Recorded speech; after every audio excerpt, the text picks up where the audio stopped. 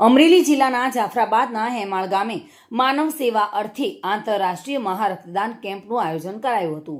હેમાળ ગામ ખાતે યોજાયેલા બ્લડ ડોનેશન કેમ્પમાં 113 જેટલી બોટલ બ્લડ એકત્રિત થયું હતું. ભગવાન સ્વામિનારાયણે ધોલેરામાં મદન મોહનજી મહારાજની સ્થાપના કરી અને તેના 200 વર્ષ પૂર્ણ થતા હોવાથી ઉપલક્ષમાં જાફરાબાદના હેમાળ ગામે શાળા ખાતે માનવ સેવાલક્ષી આંતરરાષ્ટ્રીય મહારક્તદાન કેમ્પનું આયોજન કરાયું હતું. જોકે દેશ વિદેશમાં વસતા ભક્તો દ્વારા અનેક ધાર્મિક ઉત્સવ અને અનુષ્ઠાન ઉપરાંત માનવ સેવાલક્ષી કાર્યોના ભાગરૂપે આ આયોજન કરવામાં આવ્યું હતું.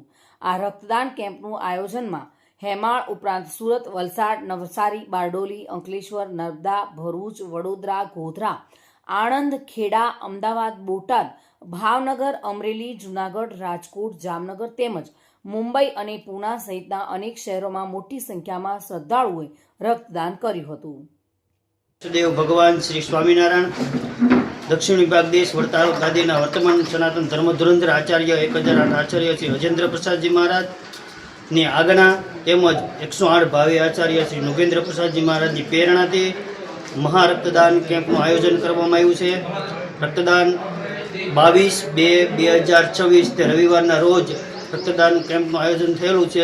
એક સાથે 7 દેશો જેમ કે ભારત, અમેરિકા, ઓસ્ટ્રેલિયા, ન્યૂઝીલેન્ડ વગેરે, તે જ રીતે ભારત દેશની અંદર વિવિધ જિલ્લાઓ, ગીર સોમનાથ જિલ્લો, અમરેલી જિલ્લો, ભાવનગર, રાજકોટ, સુરત વગેરે જિલ્લાઓમાં મહારક્તદાન કેમ્પનું આયોજન એક સાથે કરવામાં આવ્યું. એક જ સમય એક સાથ એમાં અમરેલી જિલ્લાનું જાફરાબાદ તાલુકો,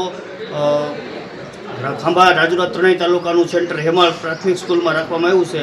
તે મહારક્તદાન કેમ્પ જોરદાર અત્યારે થઈ રહ્યું છે. લાખો હરિભક્તો અહીંયા અત્યારે ઉમટી પડ્યા છે.